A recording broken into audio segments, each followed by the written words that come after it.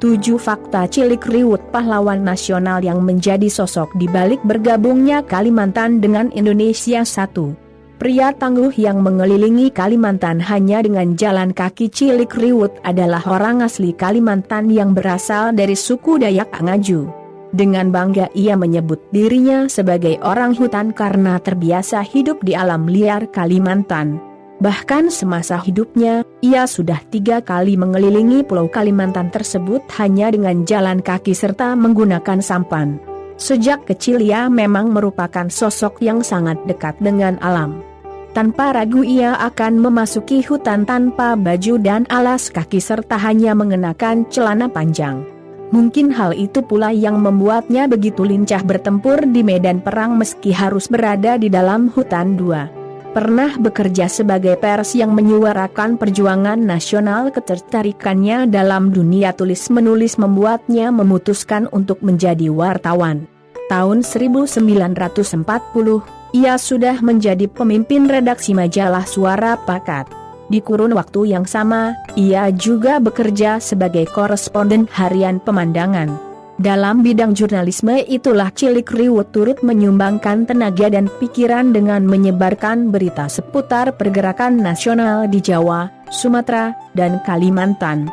Tapi kiprahnya di dunia pers tidak berlangsung lama karena Jepang mendarat di Balikpapan tahun 1942.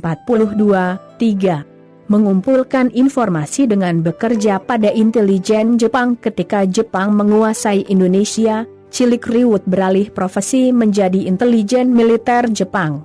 Tugasnya adalah untuk mengumpulkan data-data tentang keadaan di Kalimantan, tapi bukan berarti dia sedang berkhianat.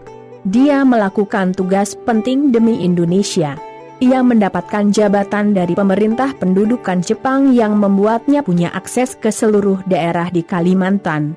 Hal inilah yang ia manfaatkan untuk menjalin komunikasi dan koordinasi dengan beragam suku di Kalimantan.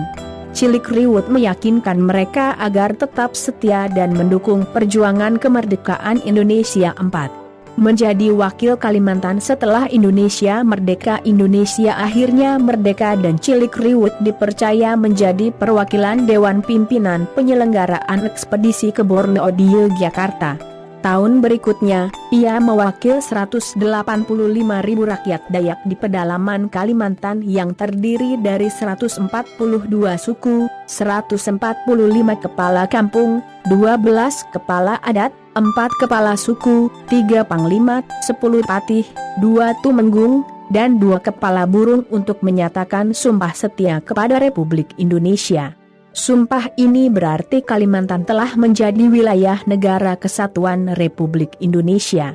Para anggota suku ini juga bersumpah akan mempertahankan daerahnya masing-masing dari serangan tentara Nica yang berusaha merebut kembali Indonesia. 5.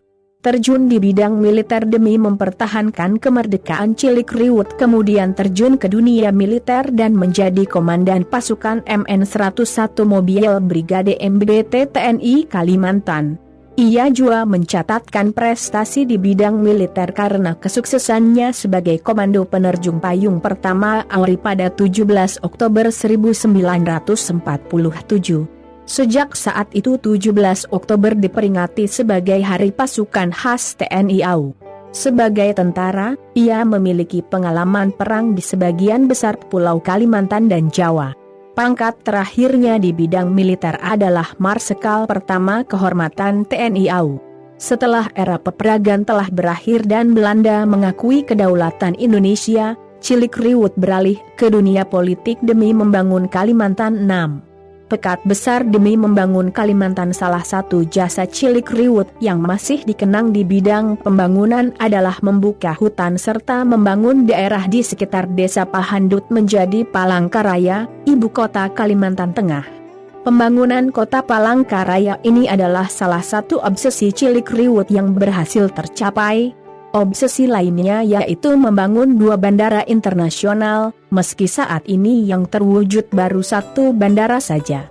Pekat besar dan loyalitas Cilik Riwut pada Kalimantan tidak hanya terbukti dari pembangunan yang ia pimpin saja. Ia bahkan menyumbangkan harta dan uang pribadinya untuk memberi makan orang yang ikut membangun Palangkaraya.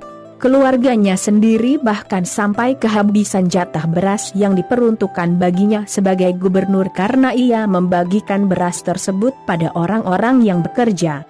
Cilik Riwut juga ikut turun langsung menebang pohon bersama dengan para pekerja lainnya. 7. Memegang teguh dan melestarikan kebudayaan Kalimantan. Bukan saja nasionalis, ia juga sangat menjunjung tinggi kebudayaan dan leluhurnya. Ia selalu menekankan pentingnya untuk tetap mengingat asal-usul kita sebagai manusia. Baginya, kebudayaan adalah sebuah identitas yang harus dipelihara. Itulah sosok yang namanya kini telah diabadikan sebagai Bandar Udara di Palangkaraya.